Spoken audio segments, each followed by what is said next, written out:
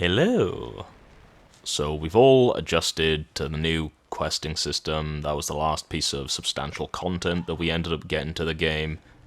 We're all used to it, we're all using it, it's what we're gonna be using in the future, and yeah, so now we're all kind of just in that limbo state of the game where we're used to what we have, where, it's no longer shiny anymore, we've kind of dirtied it up a little bit, and well, we're kind of just waiting for the next piece of content, right? Whether it be another TLC, whether it be more quests being added, whether it be a balance patch, which isn't really content, but I've actually had a slight epiphany when it comes to balance patches. And that is that balance, at least for official servers, doesn't mean a thing. But let me explain. You're already dead. Now, whenever you balance, a playable, you're balancing it as to how it performs against the rest of the roster under certain conditions that are, well, not what you're seeing on screen. But the only problem with officials is that this is practically the only thing you do see, which is on screen.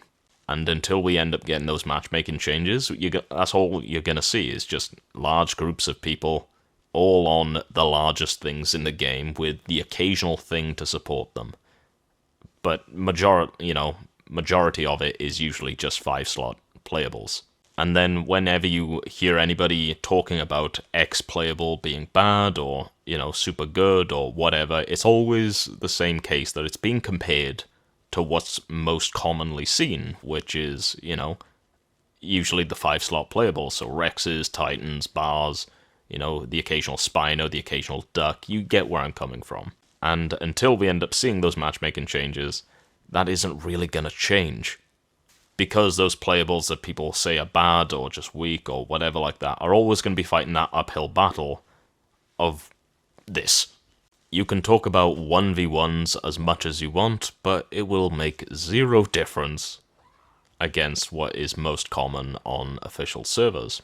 Now, I should say that I don't think having a large group is inherently a bad thing, otherwise I would be a hypocrite.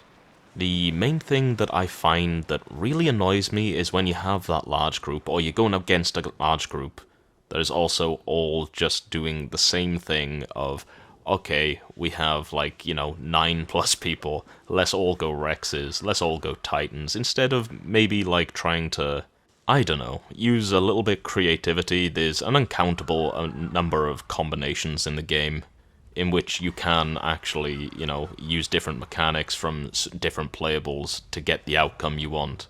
But it does always end up reverting back to the same thing of, oh, we're fighting a group. Okay, what have they got? Oh, they've got 4 Rexes, 3 Titans, a Bars, and then 2 Spinos.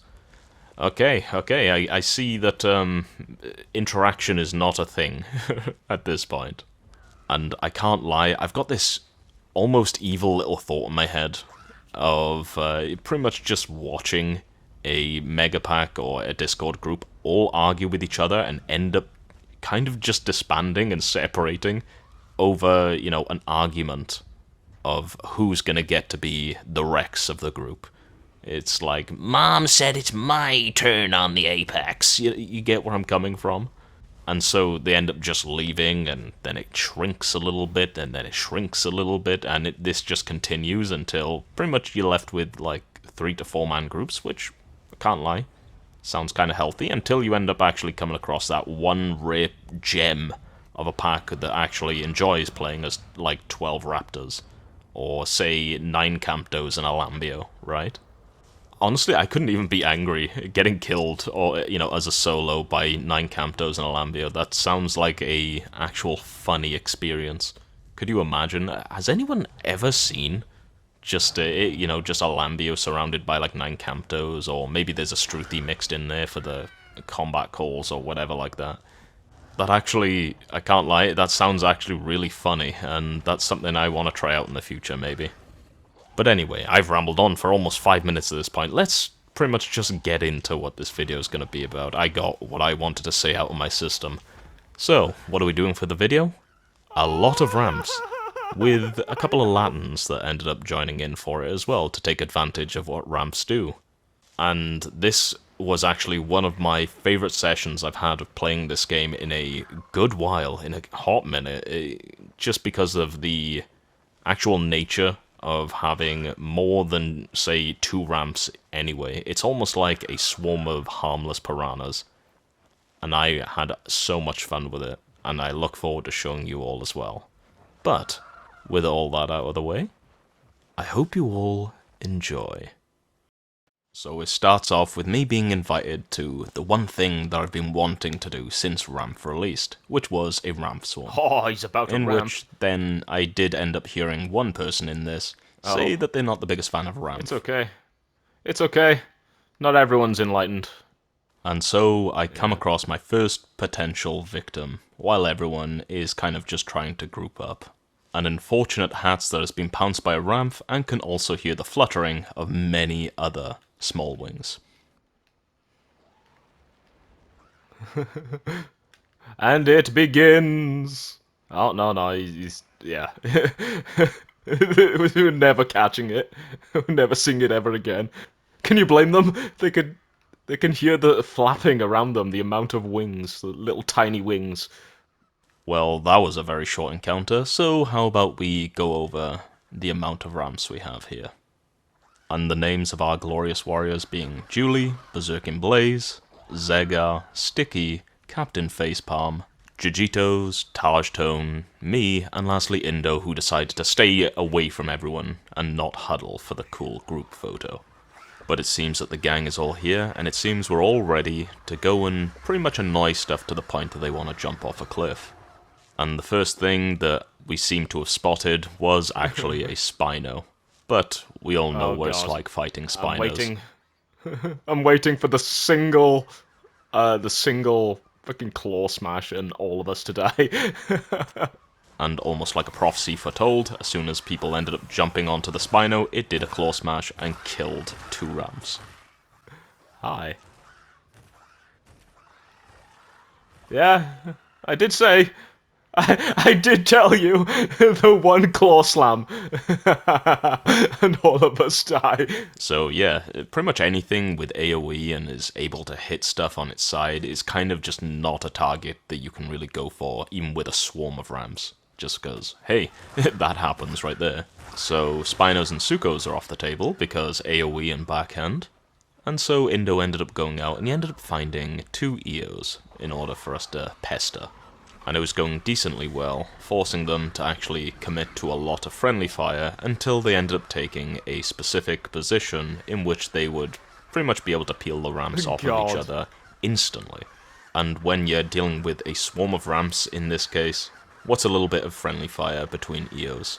But that's not all there was in the area. As you can see, there was also an Achillo, yes. And so we decided to actually start pouncing the Achillo in order to proxy plague these EOs. So long as the Achillo stays in range, we can still plague the EOs. And even when that doesn't work, we can also just try and force out even more and more friendly fire. Ooh! Dice! Dicing with death here. And this continued on, forcing out more and more friendly fire between these 2 EOs, and even having the Achillo trying to contribute. And anything that ended up showing up trying to help these EOs, like say an albino Hats, also ended up getting plagued. It's like a mosquito swarm, nothing escapes the malaria. And eventually, the EOs did finally start actually moving in order to find some food out of panic. Though they've been in Grand Plains for long enough that quite a lot of the bushes nearby are pretty low. And so we ended up just searching for whatever bush that was pretty much untouched. Here we go.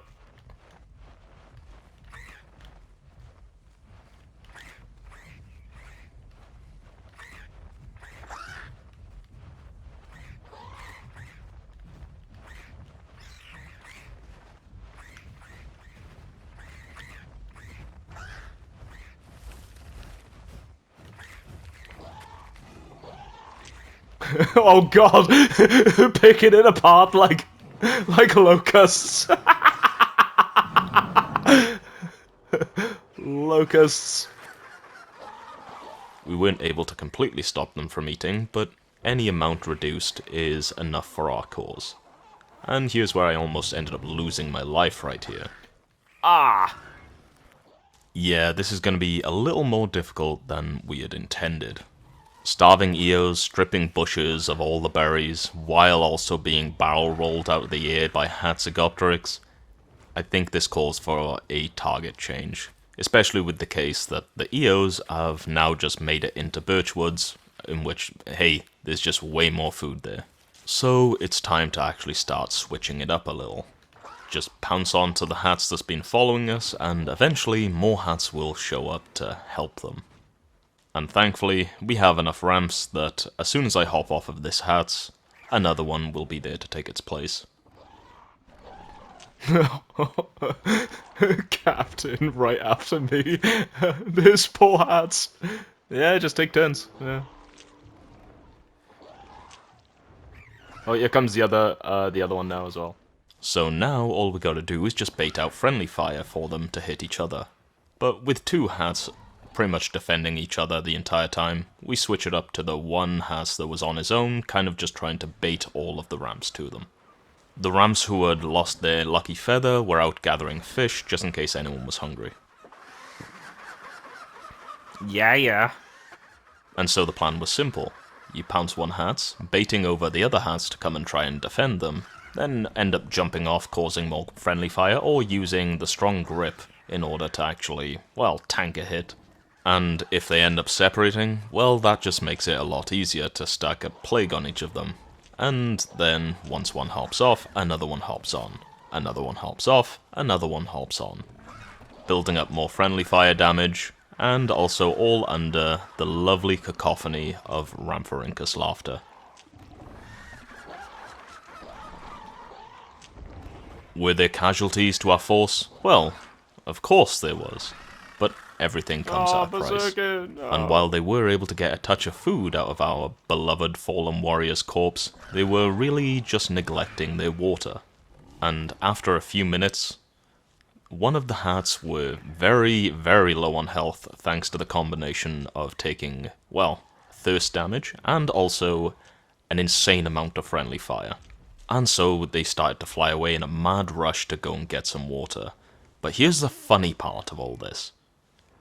We didn't actually see this as it happened, because they were, Hatzegopteryx is so much faster than a Rhamph. So they just go in a straight line and they can easily outpace a Rhamph.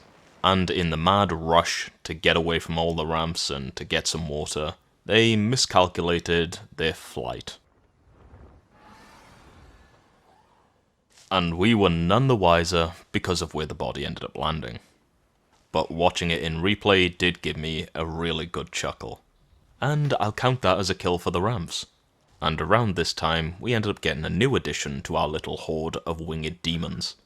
Though flightless, having Feather show up on Latin will be a great help, especially for synergizing with Rhamph. And so after all that, the weather started to clear up a bit, and we start to make our way back over to Grand Plains, where someone ended up saying that they had spotted a small Rex. Which, of course, ended up summoning the Horde. Adolescent Rex? Starve the baby. And so exactly what you're thinking is what happened. We ended up just, pouncing this Rex, stacking it up with Plague, until it ended up finally jumping into the water and swimming over to the Titan's Pass side of Grand Plains River, where the same treatment of said Rex continued, but now also with a Latin Venatrix to add bleed to it. And this ended up continuing until an Achillobator ended up showing up trying to get involved. But not to help the Rex. Hey, back off, Achillo. Back off, Achillo. This is our kill. Now, I enjoy the slaughter of Rexes as much as the next guy. But the fact that they got involved when it was kind of, this was our fun to have as Rhamphs. Well, we didn't take too kindly to that after the Achillo ended up finishing it off.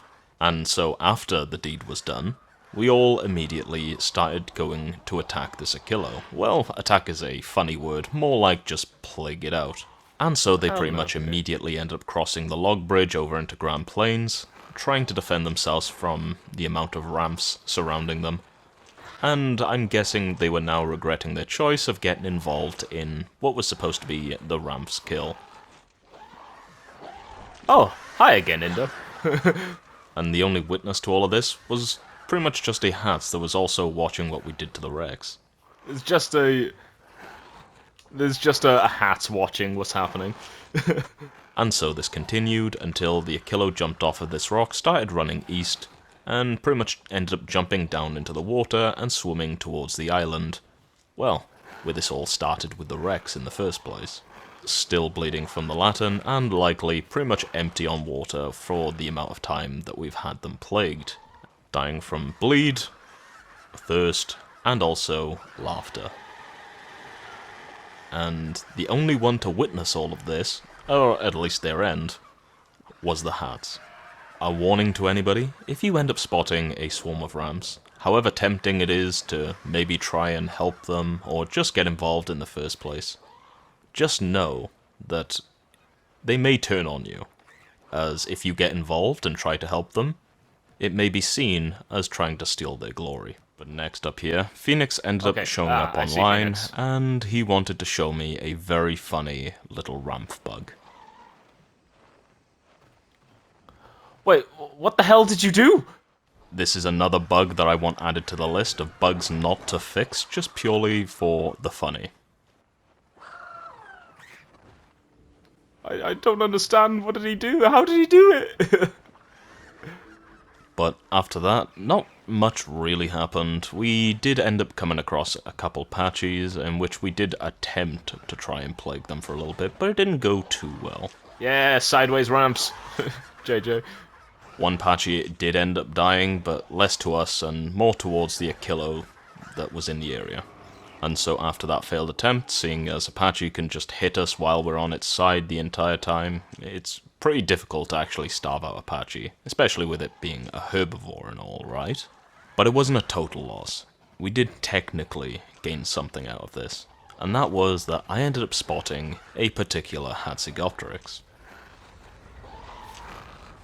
Oh, that looks like a Goosa. Like a Goosa hat.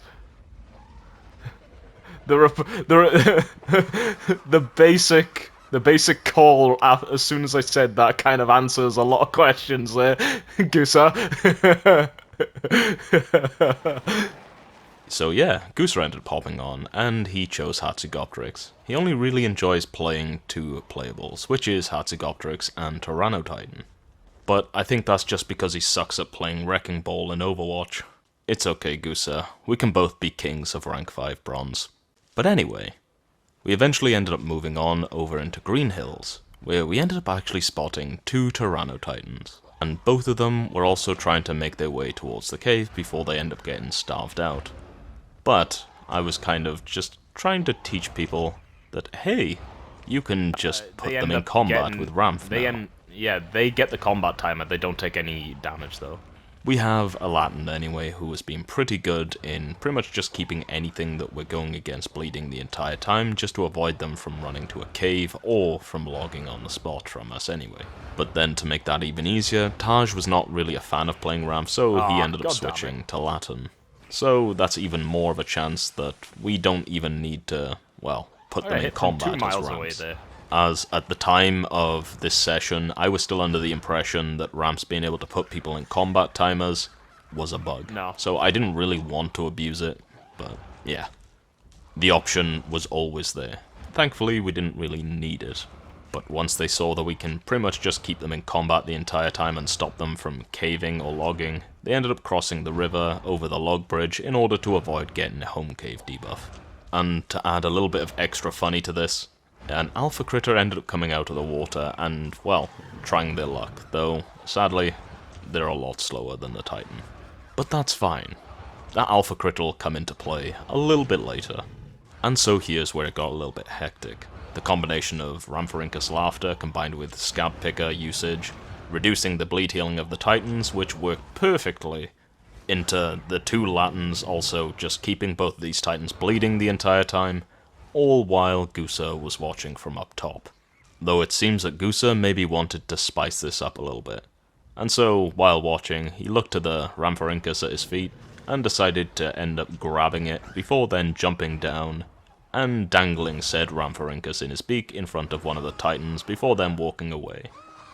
what a tease.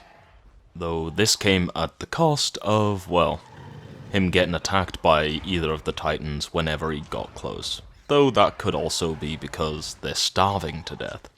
And so after around 1 minute of plaguing later, the Titans decide to yet again cross the river, and maybe try their luck at entering the cave yet again. And I did like their plan for this. It seemed like they wanted to walk past the cave, wait for us to, try and hop off to get stamina, and then try and rush back to the cave in order to, well, find an opening. There was one crucial problem with that though, and that is, well, the Rhamphs can start combat timers, and that's also when they're not even trying to do so all the time. Sometimes they just end up dismounting what they pounce to, and, well, they take a little bit of collision damage, putting both of them in combat. But here was a funny little moment. So Captain ends up trying to pounce, he ends up missing, he then ends up taking a little bit of collision from a Latin, and then gets nom-nommed to death because they were probably below the lucky feather threshold. But here's also a funny thing about hats. Wingbeat being a ranged attack allows it to cheese combat timers at the cave. And so both the Titans end up trying to go on the offensive in order to get any bit of food that they can. But, do you remember the aquatic alpha critter from earlier? Well, it's been around here for ages. Kind of just waiting to find anybody sitting still in order to go om-nom and kind of just kill. After both the Titans ended up running out, the alpha critter started to go on a little journey, a quest, if you will. And I hope you're all with me in cheering this little guy on, as it makes its way up to this rock, and walks towards the Titan and finishes it off. Ah, what a legend. It did start going for Gusa right afterwards, but yeah, let's not worry about that. Don't forget, Wrecking Ball. But anyway, all that's left to do now is pretty much just continue what we were doing, but now with only one Titan left. This Titan could have turned around and eaten the corpse of their friend for a very, very easy meal. And, well, they'd have more time to actually, well, try and defend themselves against what they're up against right now. But unfortunately for them, they really did not have much time left, as they're at about 5% health in this moment. And, well, let's just watch this together. Very, very dramatic. But good news, Gusa can now eat now because he's also been getting plagued the entire time. GG! Rhamph OP. Rhamph OP. You only need 10 of them, but you know. And so now at this point, we make our way towards Salt Flats, where Indo has spotted an Achillobeta, a Hatzigoptrix, and a Latna Venatrix. Though it seems that the Hats is not really with the Achillobeta or the Latna Venatrix. And so, obviously, we're going to just start trying to starve out this Achillobeta with the Latin in proxy. And this went on for maybe 90 seconds to 2 minutes, before eventually the Hats ended up coming up behind the Achillobeta, kind of pretending that they're going to try and hit the Rhamphs off of them, doing little teabags and grabs as if they're going to grab the Rhamphs off of the Achillo, before then just, well, killing them on the spot. Yeah, there's not really much I could say right there. They just got lied to by someone pretending to be friendly. And the worst part for us, we, as Rhamphs, really couldn't do anything about it. As, well, even when we did pounce it, it just flew away way faster than us. And while all that was going on, there was also the greatest face tank battle in Path of Titans history, which was just Phoenix trying to face tank a turtle, and, well, yeah, that's how that went, I guess. And next up of what we encountered was a Suko, which we attempted. We did make an attempt, but I've known from experience that any Suko is kind of just impossible to try and actually plague out for a few reasons. One, Hooked Snap can hit people on the back legs. Two, backhand exists, so, you know, if it has backhand, then it's just unpounceable to anything, not just Rhamph. And three, well, if it has the water or the swimming hide and it's wet, then it ends up just draining your stamina in about $3, no matter how much bucking resistance you have. And so after a few minutes with this Suko encounter, we kind of just eventually just said, nah, let's just leave it alone. It's got too many tools for anti-pouncers. And so we eventually ended up deciding that, hey, this server is getting close to the end of its life, and we might as well just find a new server. Until Gusa put us in combat. Play game! Play game! Yeah, we all eat Gusa now. So I ended up joining everyone on the next server after taking a little 5-minute break and starting making my way over to them, in which they were already engaged with an aloe. Of course, we already have the Rhamphs plaguing, the Latins adding bleed, and most importantly of all, Phoenix showing off his moves, along with almost losing his life in the process. Phoenix! Phoenix!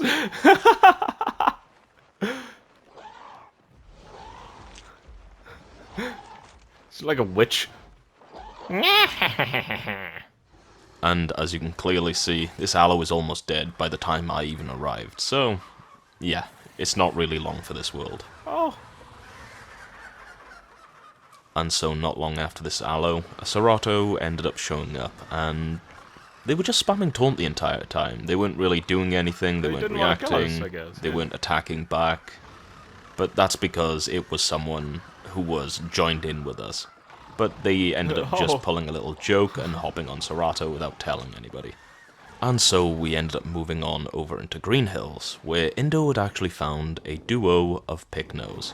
And, well, there's not really much to say about this little encounter. We tried to plague them a little bit, tried to use bleed against them a little bit. We ended up losing 1 or 2 things at the time, but unfortunately some Hatzigoptrix ended up getting involved and kind of just finished it off. We ended up flying over to Green Valley to check out what was going on over there, in which we ended up finding an Iguanodon, finishing off a Suko, and then getting killed by a couple of Sarkos.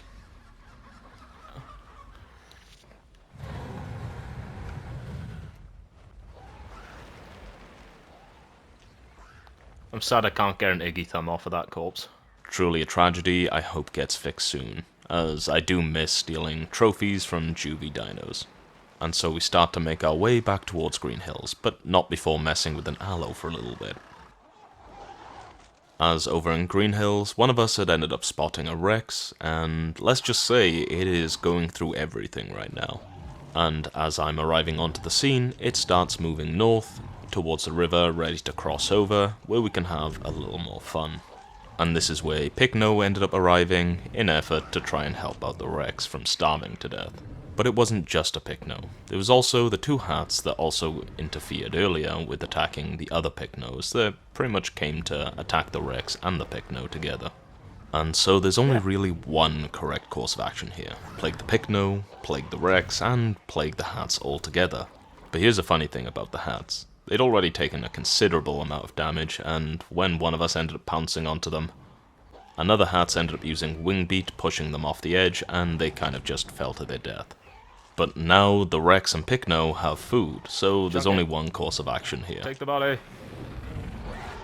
That doesn't belong to you. And so we ended up just tearing the body apart, like a bunch of hungry sky piranhas.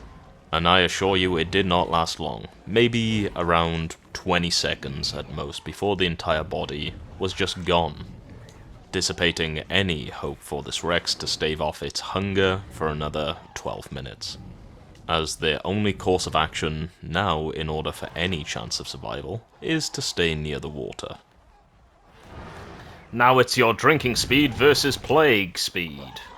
Now, here's what I want to know. Can a Rex outdrink Plague Drain when there's a Sarko in the water, cutting its drinking speed in half? That is definitely a test that I want to try in the future, and when I do, I'll give you the answers.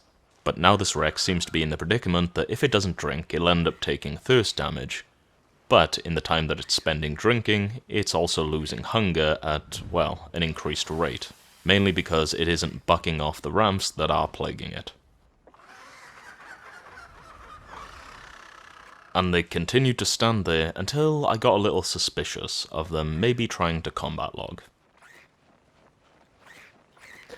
Oh, wait a minute. Oh, I know what he's trying to do. Yeah, he's trying to combat log. Do a dash into him. Anybody? Yeah, in this moment, when I ended up looking in the replay, there was no name showing up for this Rex anymore. So that means that they just quick-logged and maybe just hoped that no one would notice and they would eventually end up just disappearing in front of us. But the Latins, I ended up telling to just pounce them and try and just chip it down before the body ended up disappearing. And fortunately enough, we were quick enough to finish off the Rex. Yes! Yes! Yes!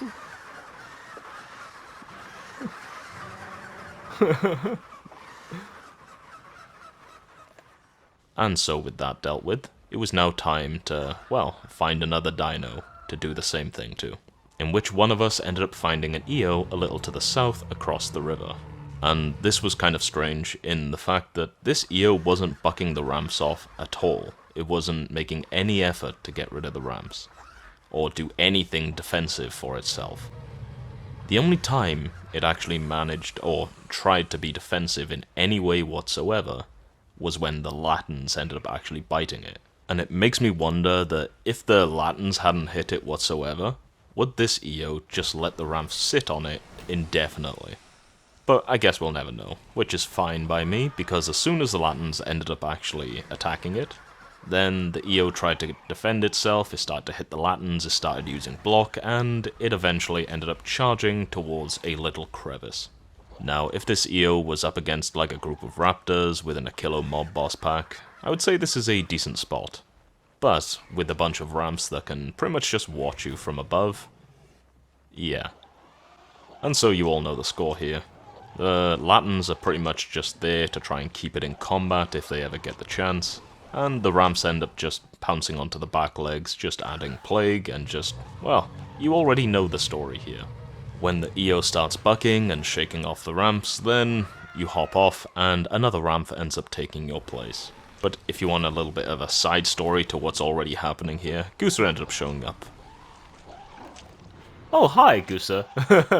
Gooser seems to be acting a little bit more like a blood bag for any of the Rhamphs that end up taking a bit too much damage.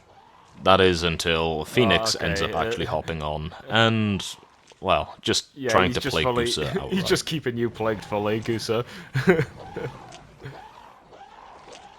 That's Phoenix on your back. It has been quite funny that Gooser hasn't really been doing anything, he's just kind of enjoying the show the entire time. Though we did end up losing one Latin that I guess you could say got a little ambitious in how much bleed they wanted to stack onto the EO and just took too much damage and died. Thankfully, this is a herbivore and not a carnivore, so we don't even have to worry about tearing apart the body.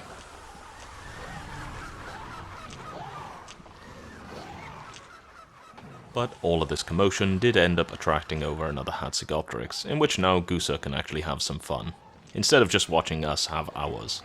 So he ends up pushing the hats off the cliff and chasing it in order to, well, as I said, have some fun of his own, instead of just watching. But as for me, I'm going to continue what I was enjoying. Now, a funny part to me is that as I was hopping on and Indo ended up hopping off, I just saw that he just sat there the entire time. Yeah, I see. How is it down there? Does it smell down there?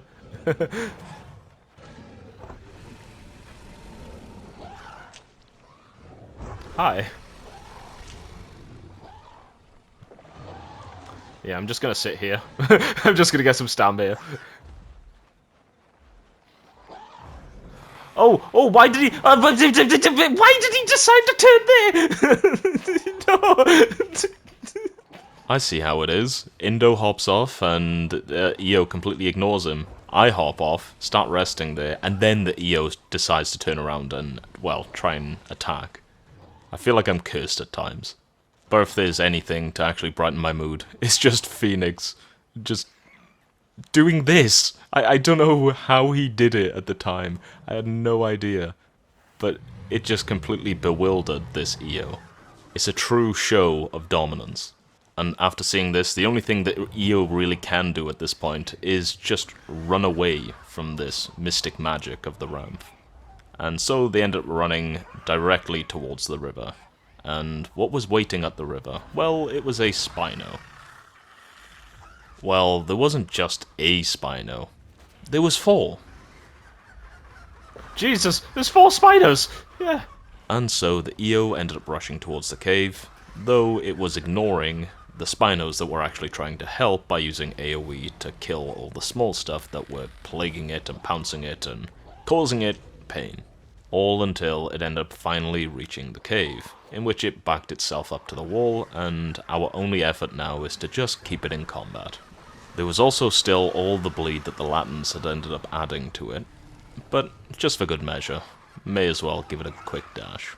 But here's where I learned something kind of strange. When you're in combat, you can't enter the home cave, and this wall ends up appearing to stop you from actually entering itself. But the weird thing is, it does have an actual edge to it. I found a spot, Gusa. Gusa, watch to your right. Watch to your right, okay?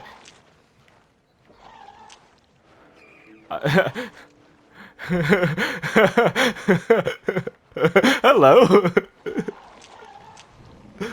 I learned how the sausage gets made. And so this ended up continuing for maybe another minute, watching the death scars grow on this EO as it gets closer and closer to death. And just as it ends up passing away, we see that someone is actually leaving the home cave. And it was a random stego that showed up out of nowhere to see the fate that it just dodged by a hair.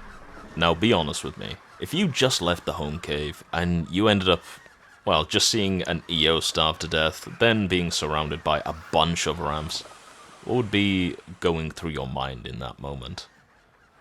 This stego was pretty much a witness to something very rare, but something also very, very worrying. And after witnessing it, I'm actually not surprised that they just went back into the cave. And so after that, we kind of just flew around for a little bit, searching for our next encounter. Like, say, over in Titan's Pass, Grand Plains, Birchwoods, and eventually one of us ended up finding a Rex and a Tyrannotitan over in Green Hills, yet again. There's been a lot in Green Hills lately. I was the last to actually arrive because I ended up wandering a bit too far away from the group when they ended up actually saying, oh yeah, we found these two, a Rex and a Tyrannotitan. And I should say, this Tyrannotitan, they knew what they were doing. They knew the little tricks or slight movement tech that they needed to do in order to actually consistently pop the lucky feather on the Rhamphs, giving them a little bit of a break. And the best I could really come up with was kind of just pouncing the Rex in order to force some friendly fire. Well, Rex is bleeding now, even more. And so after around a minute of this, the Rex and Tyrannotitan decided to split up, meaning that we would have to either split our forces or concentrate fully on one of them, while the other one ends up making their escape. And we ended up choosing the greedy option, which was to actually just split our forces in order to get both. Yeah, me and Widow are on Titan.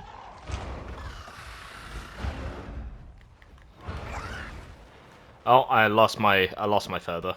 Kind of a wild angle in order to lose my feather, but let's just say, yeah, this Titan, they knew what they had to do in order to consistently just kill Rhamphs or pop their lucky feather.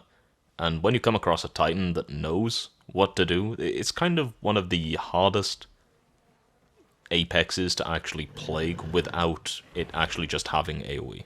And along with that, it also having Juke, it's just harder for anything smaller, especially when compared to, say, a Rex. And let me just say, this Rex was having a much harder time defending itself than the Titan. Mainly kind of just forced to stay near the water in order to get a Latin to start swimming, in which then it would be easier to kill a Latin. The only saving grace was kind of just Gusa using Wing Beat as a joke, just pushing it either into the water or out of the water whenever he saw a chance. But as for the Titan, it ended up either killing all the Rhamphs, or it ended up popping the lucky feather of all the Rhamphs, making it just not safe to pounce whatsoever, without anything to distract it. And so, after eating his fill, they start to make their way towards the Birchwoods Pond, where the Rex was still having issues with dealing with the pouncers on them. But eventually, the Titan ended up showing up, giving a little bit of presence, and making us think twice. Though, as you can see, they are covered in pretty heavy death scars, as they're at about maybe 15% health. And any time that any of them would end up actually hopping onto either of them, well, the other would end up coming over and kind of just finishing them off. I can't lie, these two did very well and defend themselves against, well, what they're up against, especially being dinos that are pretty weak against pouncers. But if there was anything I guess you could say spoiled it a bit, it was that there was a Apache that ended up showing up and got involved by attacking the Rex, pushing it into the water, in which Rex had just one final death charge in trying to just bone break Goosa. I can't blame Goosa for actually, finishing off the Rex. He was mainly just using Wing Beat as a joke the entire time. But that did unfortunately leave this Titan on his own to try and defend himself. They got hit by Pouncers, by the Latins, by the Apaches, and eventually starved out. Oh, mate. And so, after what you're about to see right here, I just kind of stopped recording. Oh, so in other words, if you I asked everyone to get together for a little group photo, and I can't lie, this was my favorite group composition that I've ever had. And it was one of the most fun sessions of playing on Path of Titans I've had in a long time. Just the thought of something so directly harmless, but its damage or its value comes in such an indirect way. This is why Rhamph is my favorite playable in the game. It cannot win you a war or a battle or anything like that, but it creates disturbance in a way that no other playable in the game possibly could. And so here we are at the end. First off, I'd like to say thank you to everybody who invited me to end up joining in this very, very fun event, and I'm looking forward to the next kind of event of that nature. And the next topic I want to actually bring up is what I ended up talking about at the start. Now, it's funny, while I was actually making the intro, I then, right afterwards, I ended up seeing a notification on the backer chat, and I saw that Matt was actually talking about the December update. After being asked why Matt hadn't watched a particular video that was online, his response to them was, "I'm working on the fixing mega packing update, okay? Give me a break."